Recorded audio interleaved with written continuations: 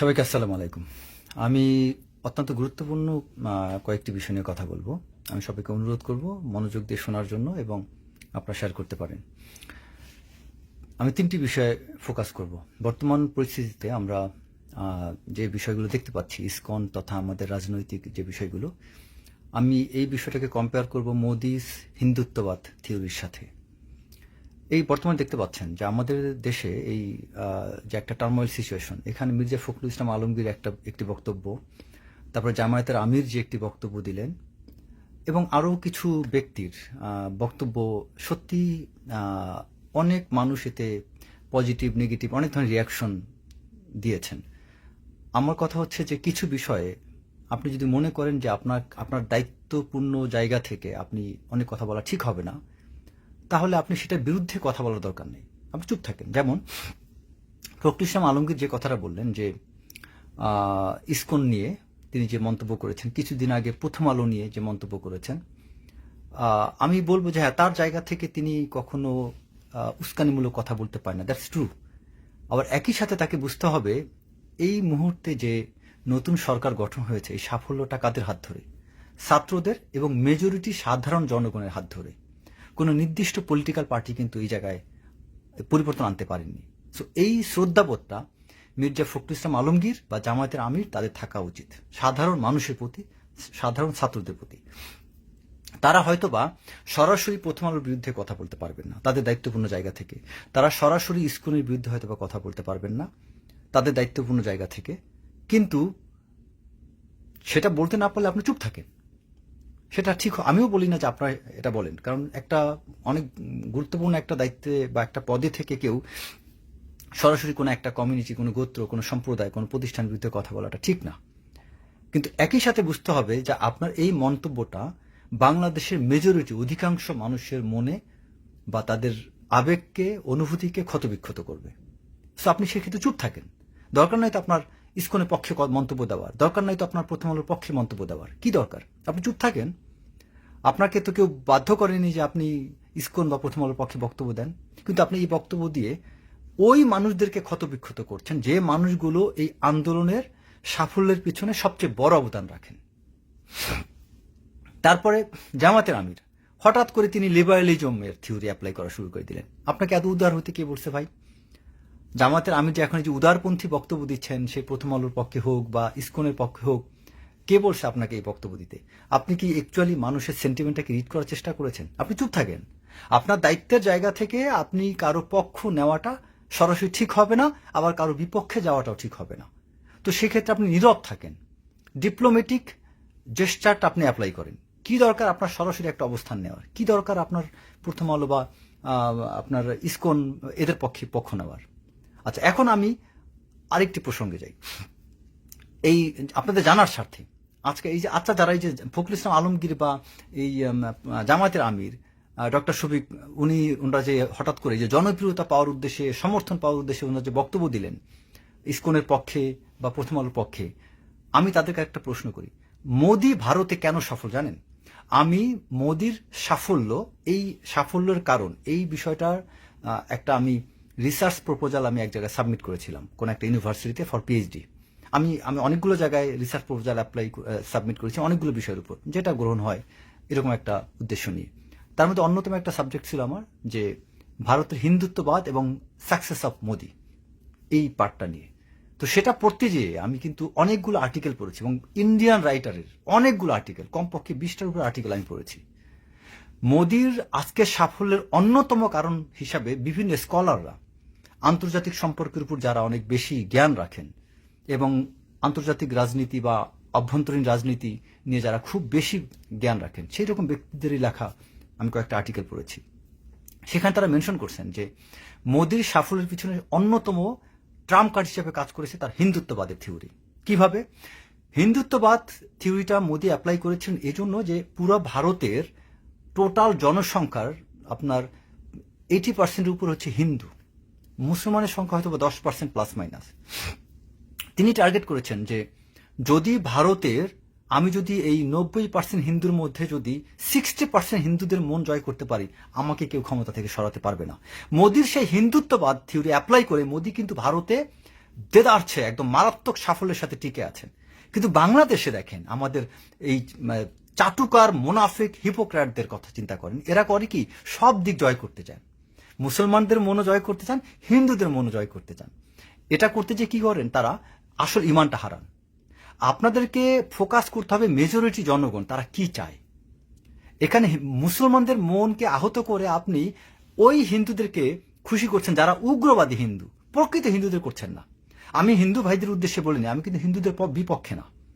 আমার কথা হচ্ছে যে আমাদের দেশের অধিকাংশ হিন্দু যারা, তারা কিন্তু আমাদের সাথে খুব সুসম্পর্ক বজায় রেখে চলেন। আমারই ঘনিষ্ঠ কতগুলো হিন্দু বন্ধু আছে যাদের সাথে অত্যন্ত শ্রদ্ধার সম্পর্ক, এবং উচ্চবর্ণীয় হিন্দু। আমার যত হিন্দু বন্ধু বান্ধব আছে অধিকাংশই চক্রবর্তী বা ওই যেটা হচ্ছে ব্রাহ্মণ, খুবই ক্লোজেস্ট আমার হিন্দু কয়েকজন ফ্রেন্ড আছেন।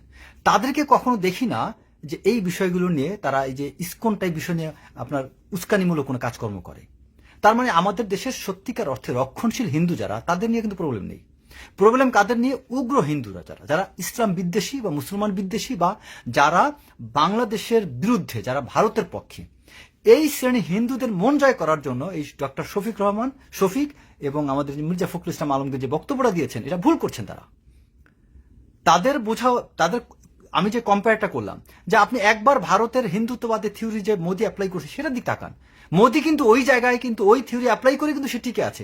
কিন্তু আপনারা কিন্তু মেজরিটি মুসলমানের দিকে বাংলাদেশের চিন্তা করতে পারছেন না। আপনারা কি করছেন? আজকে উল্টা আরো আহাম্মকের মতো কাজ করছেন। বাংলাদেশে যে মেজরিটি বৃহৎ জনসংখ্যা, সবচেয়ে মানে যে ছাত্র আন্দোলনের 100% যারা এই বাংলাদেশের যে জাতীয়তাবাদের থিওরি, বাংলাদেশের দেশপ্রেম বা মুসলমানদের অনুভূতি, এটা নিয়ে যারা আজকে এই আন্দোলনটাকে সফল করলেন, সেই ব্যক্তিদের বিরুদ্ধে যে সামান্য কিছু ব্যক্তিকে আপনার খুশি করার জন্য কি সুন্দর বক্তব্য দিয়ে যাচ্ছেন। এর চেয়ে তামাশা কি হতে পারে? আচ্ছা, তারপর আরেকটা বিষয় আসি। দেখেন, বাংলাদেশে এই যে ইসকন নিয়ে যে কথাগুলো হচ্ছে, আপনি খেয়াল করে দেখবেন ইসকন সদস্য কারা। যত ইসকনের মন্দিরগুলো দেখতে পাবেন, বা তাদের, ইসকন তো হচ্ছে একটা এনজিও। এই ইসকন প্রতিষ্ঠা হয় 1966 সালে, এবং ইসকনের প্রতিষ্ঠার স্থান কোথায় জানেন? নিউ ইয়র্কে। যদি হিন্দুদের তীর্থস্থান কোথায়? ভারতে। হিন্দুদের তীর্থস্থান যদি ভারত হয়ে থাকে, তাহলে হিন্দুদের সবচেয়ে বড় একটা মজবুত কোন ভিত্তি কি প্রতিষ্ঠিত হবে? নিউ ইয়র্কে। বলেন, নিউ ইয়র্কে কে কারা করেছিল? এই প্রভুপাদ, যিনি এই ইসকনের প্রতিষ্ঠাতা, এই প্রভুপাদ হচ্ছে হলো আপনার ইহুদিদের, তিনি একজন পালিত একজন ব্যক্তি। তিনি আপনার জিউসদের দ্বারা ফিডেড। জিউসরা মূলত এটার সাথে জড়িত। এই ইসকন হচ্ছে জিউসদের সৃষ্টি একটা এনজিও। এই ইসকন দেখবেন যতগুলো জায়গায় ইসকনের মন্দির বা ইসকনের যে প্রতিষ্ঠান, প্রতিটা জায়গা দেখবেন নিম্ন বর্ণের বা নিম্ন গোত্রের হিন্দুরা থাকে। আমি নিম্ন গোত্রের হিন্দুদেরকে ছোট করে দেখছি না, আমি বর্ণ নিয়ে আমি কোনো করছি না, বাট আমি ফ্যাক্ট বলছি। বাংলাদেশে খেয়াল করেন, আপনি বাংলাদেশে কোথায় কোথায় ইসকনের মন্দির চেক করে দেখেন, প্রতিটা জায়গায় খুব গরিব নিম্নবর্ণের হিন্দুরা থাকে। আপনি উচ্চ বর্ণের হিন্দুদের এখানে পাবেন না। তার মানে কি? ইসকন হিন্দুদেরকে রিপ্রেজেন্ট করে না। ইসকন হচ্ছে একটা এনজিও। এই এনজিওটা ইহুদিদের সৃষ্টি। এই হিন্দুরা পর্যন্ত ভারতে তারা ইসকনকে নিয়ে এত নাচানাচি করে না, আপনি বাংলাদেশে নাচানাচি করেন। আরেকটা কথা, বাংলাদেশে লক্ষ হিন্দু মারা গেল, ভারত এত মাথা ব্যথা করে না। ইসকন নিয়ে মাথা ব্যথা কেন? তার মানে ভারত যখন বাংলাদেশে কোনো বিষয় নিয়ে কথা বলবে, আপনাকে বুঝতে হবে যে এই বিষয়টা মানে বাংলাদেশ রাইট পথে আছে, তাই ওইটা নিয়ে ভারত কথা বলছে। যদি ভারত না কথা বলে, তার মানে বুঝবেন আপনি রং পথে আছেন। এটা কিন্তু শেরে বাংলাকে ফজলুল হক বলে গিয়েছেন। সো আমরা কিন্তু এই বিষয়টা বুঝতে পারছি না। ইসকনে যারা যারা যতগুলো মন্দির আছে, যেখানে যেখানে তারা কাজ করে, প্রতিটা জায়গায় আপনারা চেক করে দেখবেন অ্যাকচুয়ালি হিন্দু ধর্মের ভগবত গীতায় বা তাদের ধর্মশাস্ত্রে যে ধরনের পূজার কথা বলা হয়েছে সেগুলো পালন করা হয় কিনা একটু চেক করে দেখেন। তারা তাদের মেইন পূজা, তাদের ধর্মীয় রীতি বাদ দিয়ে তারা কিন্তু অন্যান্য কাজকর্মে ব্যস্ত থাকে।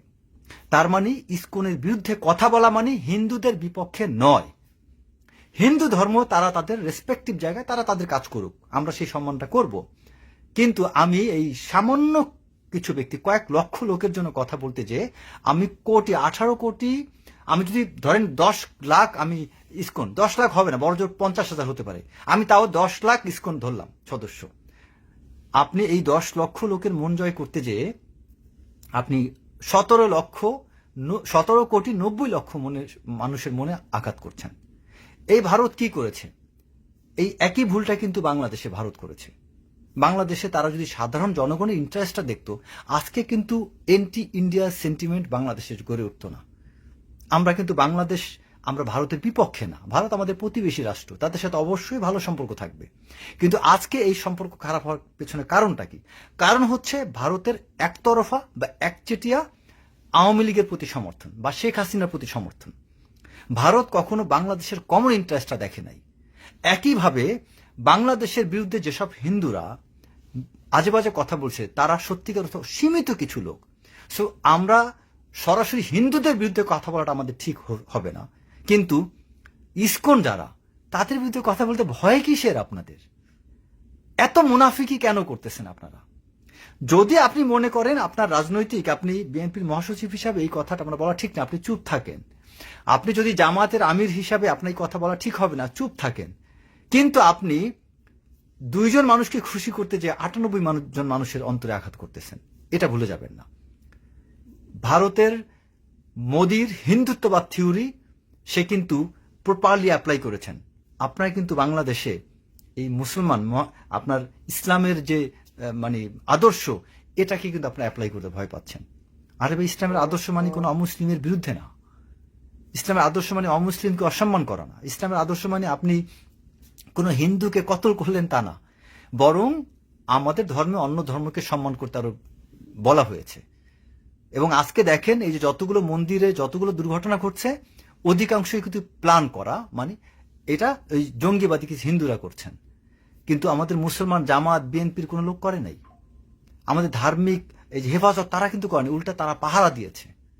সো আমাদের যেসব জায়গায় আমরা অনর্থক ভয় পাচ্ছি, কথা বলতে আমাদের মধ্যে শঙ্কা কাজ করছে, তার মানে আমাদের ভিতরে মুনাফিকির কিছু লক্ষণ আছে।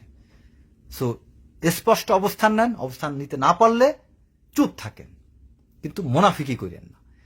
এই যে সীমিত কয়েকজনকে খুশি করতে চান, এটা খুশি করতে যে আপনি বিরাট একটা গোষ্ঠীকে আপনি নারাজ করে দিচ্ছেন। আজকের এই সাফল্য ছাত্রদের মাধ্যমে, ছাত্র এবং সেনাবাহিনীর মাধ্যমে, কিন্তু এই সাফল্যের পিছনে আপনার পলিটিক্যাল নির্দিষ্ট কোনো পার্টি কিন্তু এই সাফল্য বয়ে আনতে পারেননি। তাই পলিটিক্যাল স্টেটমেন্টগুলো একটু কমায় দেন। ধন্যবাদ সবাইকে। আসসালামু আলাইকুম। আপনারা চাইলে ভিডিওটা শেয়ার করতে পারেন।